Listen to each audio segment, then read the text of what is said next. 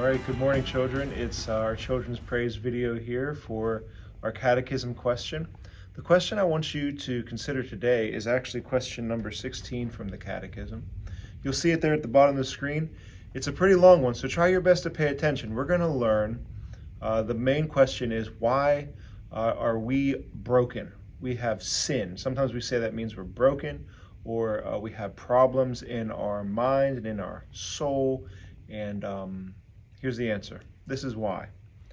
It says this: did all mankind fall in Adam's first disobedience?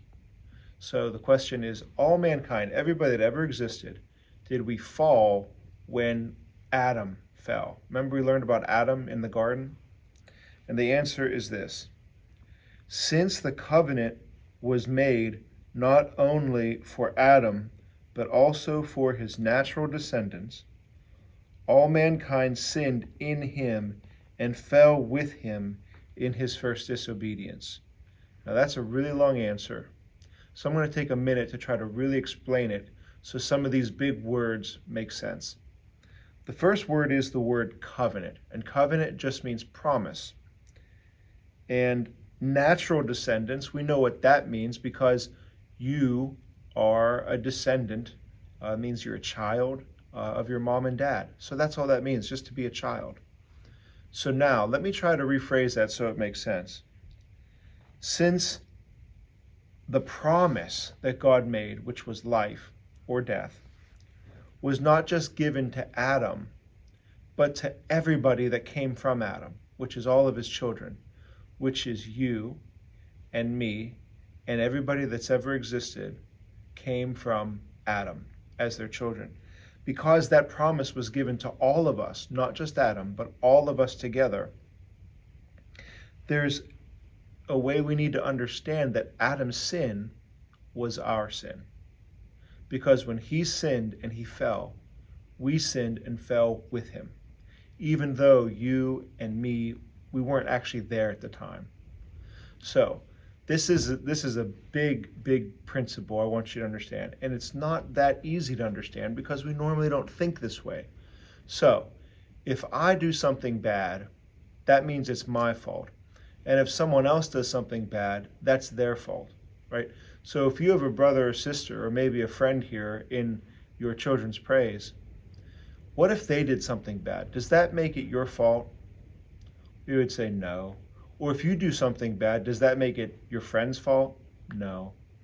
But see, there's a different thing happening because of this big promise we call the word covenant. A covenant is a really big promise that God made with everybody. And so I want you to see this illustration. You're going to see an image on the screen of a tree. And this tree is called a family tree. It has pictures of people's faces, like grandma and grandpa, and aunts and uncles, and brothers and sisters. And you see at the very bottom of the tree, you're going to find image of the older people. That's the older generation. And then they had children, and then when you go up the tree, you see their children. And their children also had children, and when you go up the tree higher, you see their children. That's how descendants works. That's also how a covenant works. Because if I were to chop the bottom of that tree down and cut it around where the grandparents are, you know what would happen? The whole tree would fall. So Adam is like the old people at the bottom of the tree with the gray hair. Because Adam made a mistake and he sinned, the whole tree was destroyed because the whole tree was connected. So that means you and me and all the other faces in that tree, we all fell when Adam fell, down at the very bottom of the family tree. So I want you to see the other image of the tree where there's a bunch of trees, and below them are all the images of the roots that are underneath the ground. But you notice all these trees, they look really bad because there's no leaves on them because they're all dead. And the reason they're all dead is because the root underneath the tree is dead. And that's what it's like for you and me. Because Adam was our root and he died, therefore we all died with him because we're all connected like one really big family tree.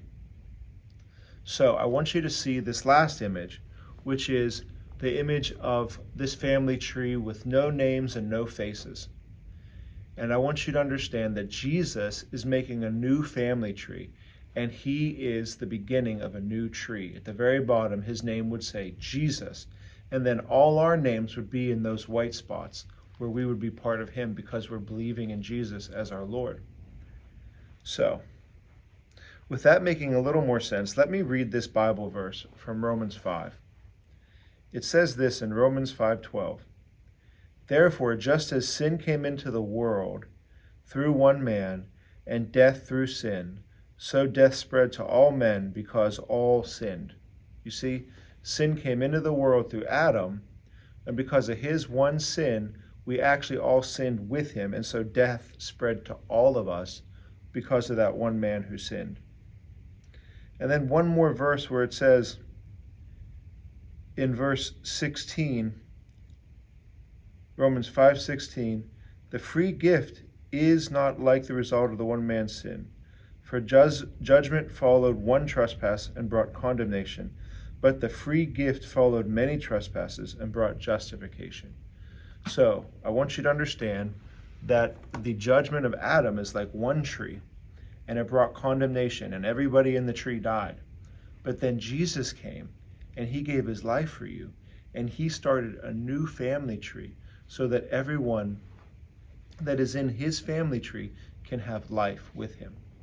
So think about that as you're thinking about the family tree and what it means to understand what Adam did and what it means to understand what Jesus did. I'm going to give you one more illustration to make it clear for you before we end the video.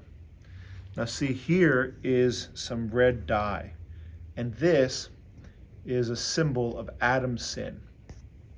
And I want you to see this cup of water and realize that this water is everybody that ever existed. And inside that water represents you and me and your mom and your dad and even Adam himself, the very first person. He's in that cup of water, right?